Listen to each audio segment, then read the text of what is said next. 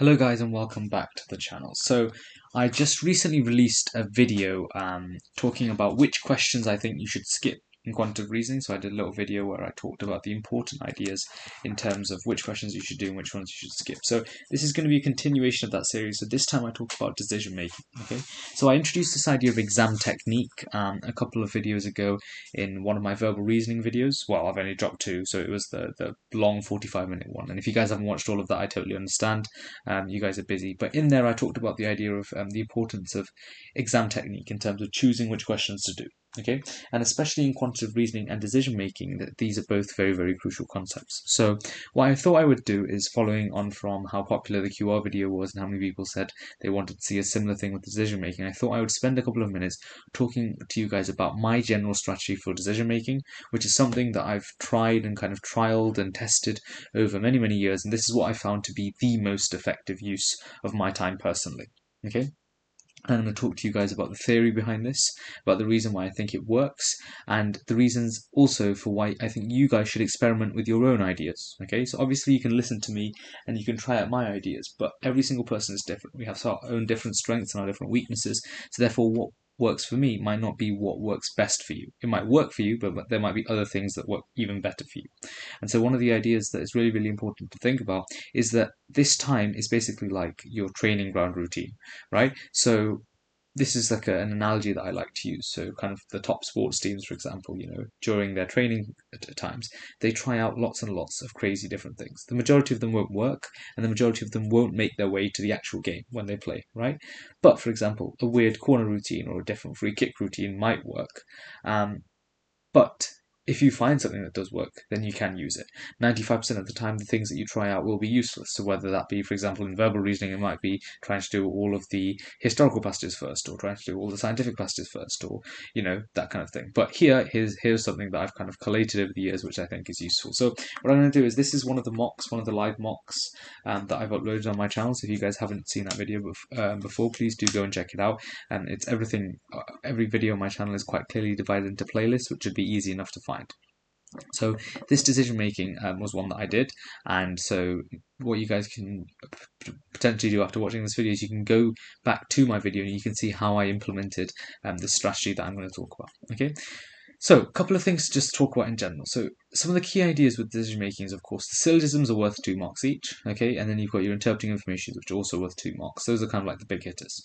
Then you kind of have the nice questions in the middle, which are the recognizing assumptions, which you can do fast and get accurately. And for me, I feel like the probabilities are a similar kind of sort to recognizing assumptions in the sense that I know I can do them fast and accurately. So obviously 35 is a bit of a blip here, but normally I get 100% on both of these. Logical puzzles is going to be a big time drain, okay? And then interpreting information and syllogisms, like I said, they're the 2 mark ones. Venn diagrams can be a bit 50-50, bit iffy. Okay, so what I'm going to talk about is I'm going to talk about my general strategy. So first of all, it's really, really important to understand the theory behind why we have to choose certain questions to do. So first of all, the reason for why I decided to adopt this technique and for why I'm really a big proponent of skipping questions, for example, is because I believe in this idea of momentum. And so this is the idea that when students are doing well, they tend to do better. So for example, if you get 5 questions in a row right, you feel better, right? As opposed to if you try to do the first question, it was really hard and you spent 3 minutes, you wasted your time on it, and then you try and go and do the next one, and it's a hard question again. You don't want to keep getting bogged down, right? You need to build momentum, right? Think of it like a snowball rolling down a hill. You need to pick up those easy marks and get going down that hill as soon as you can, right? And you'll see me, for example, if you just go back and watch my QR video where I instruct you guys on which questions to skip, you'll see that that's exactly what I do over there. Okay, this idea of skipping to find the easy questions. With decision making, it works slightly differently, but it works in our advantage because we actually know what questions are coming up. Right, in QR, obviously, technically, you don't know which questions are coming up exactly. Obviously, you know that those questions, there'll be like percentage change questions, etc., etc. But in decision making, you know specifically what styles of questions are coming up, so therefore you can prepare for those. So my general strategy is, first of all, I start with syllogism. Okay, and the one thing I want to say about my strategy is it's a somewhat fixed strategy, but it is quite loose at the same time. So I start with syllogisms, and because we have the arrow method for it, and the arrow method has gone quite accurately. It's quite like an accurate method. it means that we can use it quite efficiently. So you can see time-wise, I've done fairly okay here. 1 minute 7, 50, 32 seconds, 32 seconds again. I'm really, really happy with those. Okay, but you can also see I've got some other long questions in here, right? 1 minute 19, 2 minute 25. So the point with syllogisms is, before I head into decision making, I'm thinking I want to do all of the syllogisms if possible. But if I see a hard syllogism, like question 5, for example, right? I know I skipped this. I remember skipping this. I'm not sure if I skipped 3, and maybe I just took a little bit longer on it. But I know I will skip it, because the point is, remember, you don't want to get bogged down.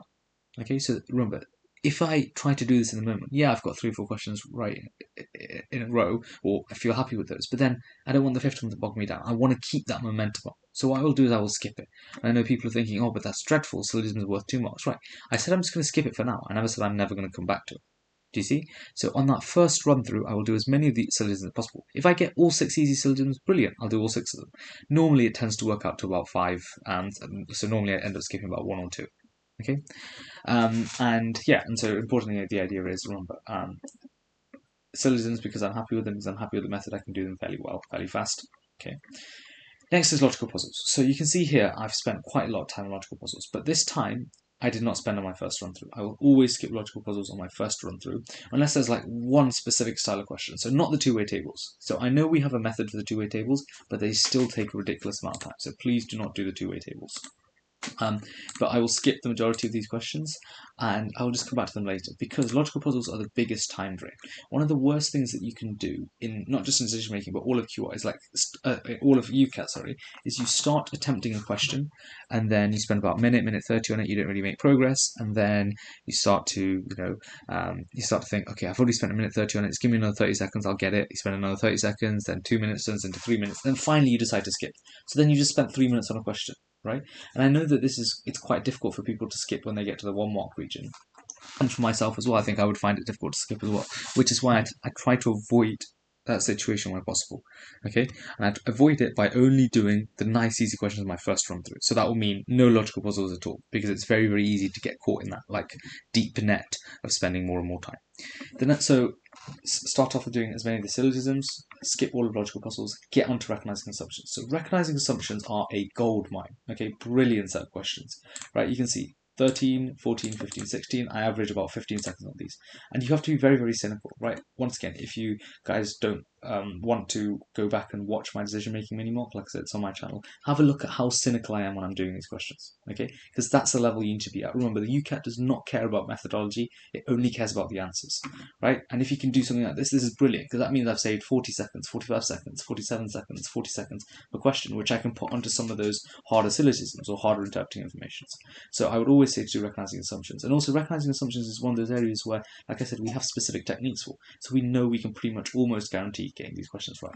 I do admit, yes, there are some hard non-clause questions. So if this terminology doesn't make sense to you, please do go check out my recognizing assumptions videos. Once again, they're very clearly divided under playlists. There'll be decision making, recognizing assumptions.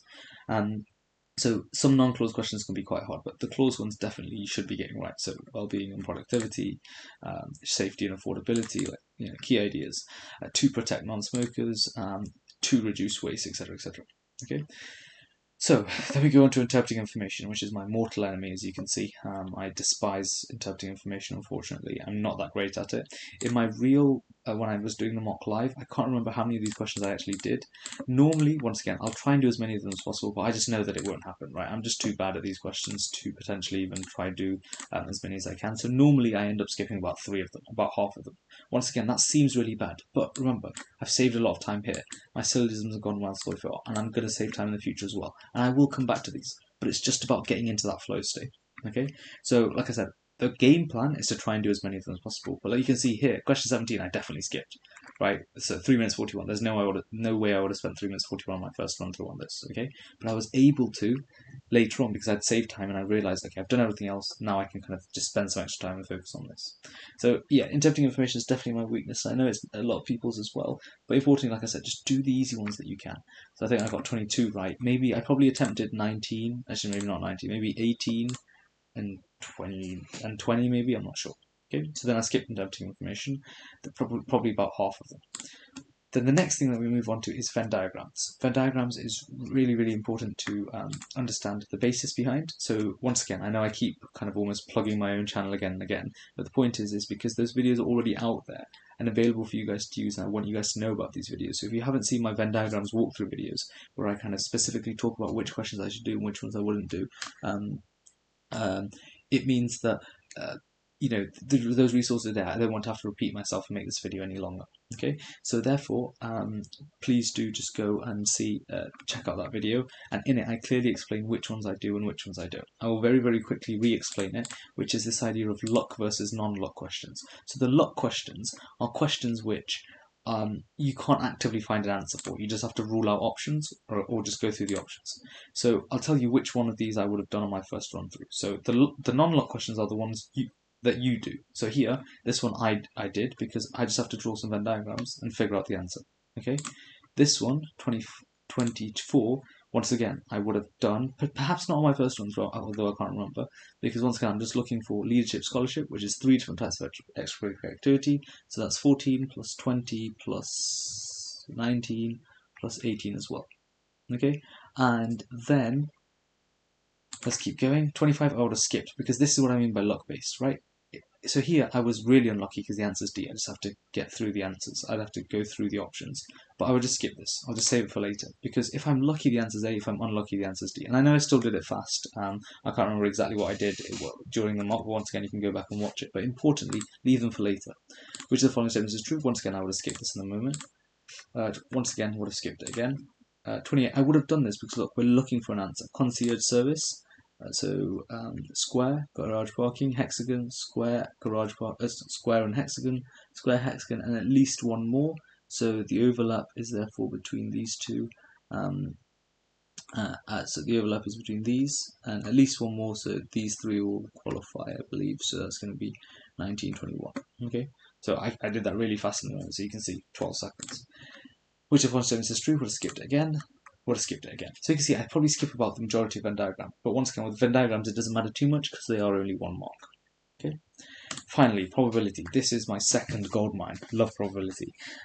So these questions are quite nice to do. So actually, this is still a Venn diagram question, I believe. Once again, I do this one because you can actively do something about it. What's true of friends that watch hockey? You can see hockey is here. And here, for example, they say they enjoy watching at least 2 types of sport. So those that watch hockey, it's at least 2 types because it's within it's within the football one, basically. Okay. So, like I said, probability, big favourites. This is another one of the sections you can learn. So, abstract reasoning was removed from the UCAT for this year, and their reasoning was that it was too easy to learn. Okay, I completely agree with their reasoning. I mean, I don't think it should be removed because I think that parts of DM are very easy to learn. I think parts of QR are very easy to learn because you keep doing the same things again and again and again. So I didn't understand their logic from that perspective, to be honest. So once again, it's just about, in terms of probability, there's probably about 12 to 15 different styles of questions. And all you have to do is probably just go through, do as much practice as you can, and you will get good at these questions. Okay, so like here, for example, this is just, it will not snow on either of those days. So 0.6 times 0.65, because this is the probability of it will snow, and multiply those two together. This one is probably like a considering only, this is a classic considering only question. And then 34 is another classic considering only question. Okay, and then finally 35 I got wrong for a silly mistake, but nonetheless I should have got it right. But the point is, the probability questions that come up repeat very, very often. Okay, so you can very much learn it. So normally I do all the probability and then normally fairly fast. So you can see 13, 26, I know 53 was a bit long, but 21, and then this 11 should have probably been more like 20 if I'd just thought about it, but now I know and I won't make that mistake again in the future. Okay, the other thing you can do as well is, so I'm just going to really, really quickly open up another screen. So here, the other thing in terms of how you can go back and really nail down some of these questions. So here, if I click probability, for example, I can see every single probability question I've got wrong. And what I will do is I'll sit there and I will just, so once you guys have done enough practice questions, so you have enough questions to go through here, I'll just sit there and I'll just make sure I get all of these right. Okay, and I'll just go through them again, and I'll really understand the logic, and I'll kind of try and drill them into my head, so the next time I get the probability question, I should be able to get it right. Okay, so just as a recap, I know I've gone over a lot of stuff there. So I've only finished talking about my first run through, but that is the long bit. So first run through, I'll do as many of the solutions as possible. Normally I skip on average, about 1 or 2 of the harder ones. Skip logical puzzles completely, do all of recognizing assumptions. once again, though, I just do want to say that this is like, if there was one particularly hard recognizing assumption question, it's fine to just, skip and move on. Or maybe if you think you have an answer, remember, guess it, choose an answer, flag it, and then you can always come back to it at the end, right? So that's why I was saying about, like, it's not necessarily a fixed thing. Obviously, if there is one hard question, so you might get a ridiculous probability question. I'm not saying I'm not saying you have to do it. I'm just saying on average, this is normally what I do. Okay, so as many of the syllogisms as possible, skip all of logical puzzles, all of recognizing assumptions. I normally skip about half of interpreting information, although I'm trying to do all of it, I'm just not good enough for it. Then I'll skip probably a lot of the Venn diagrams, probably the majority, about 60%, and I'll do all the probability. Then I come to my second run through. And now I know that you guys have probably been screaming to me, and perhaps you could even put it in the comments already about, oh, but what about the 2-mark questions? What about the 2-mark questions? Are you really skipping the 2-mark questions? Well, now this is when we come back to the 2-mark questions. And there is a theory behind this as well, because now when I come back to the 2-mark questions, I've done all the other ones I know I can do, right? I've rattled off all of my recognized stuff. I've done all of my probability, so I can chill a little bit more, right? I can take a little bit more time on these harder 2-mark questions. Before, for example, if I try to do the 2-mark questions on my first run through, in my head I'm thinking, oh, I can do the recognizing assumptions, okay? I can do the probability questions that are coming up. So you're kind of almost forcing yourself to go a little bit too fast, okay? Because you're worried that if you spend too long on this question now, you won't have time to do the other questions. But if you do it in the other order, so you get those ones out the way first, and now you focus on these 2-mark questions, you'll still have time. And hopefully you should have time for this, because like I said, you will have done these ones fast, you will have done the probability ones fast, save some time hopefully on some of the other syllogisms and Venn diagrams as well. So then, yeah, once again, I'll probably finish off syllogisms, and I'll do my best to finish off interpreting information. I think in the other video, in the walkthrough video I did, I think I probably skipped about 1 or 2 of the interpreting informations, but that's because I thought they were horrible. Like, question 17 was a ridiculous question. Did not understand it at all, to be honest. So yeah, like I said, it's a very, very loose thing. So, it's not the end of the world if you skip one interpreting information or if you skip one syllogism. It is if you skip all of them, right? Because you look, that's 12 marks there, that's about 10 marks there. You can't really get away with losing that many marks, but you can, like, if you want to skip the odd question. So here, 3 minutes 41. Was I better off maybe trying to do question 8 and get that right? Potentially. Okay. So on my second run through, I'll do the syllogisms and the interpreting information, and then I will finish off Venn diagrams. So those luck-based questions that I was talking about. So I think it's like 26, which the following statements is true. And when I'm doing them, I'll just pick like easy ones to do. So once again, if you guys want any further advice on any of the individual sections, please do go check out my playlist. I've got detailed videos on every single one of these sections, as well as follow-up videos explaining a lot of these. Okay.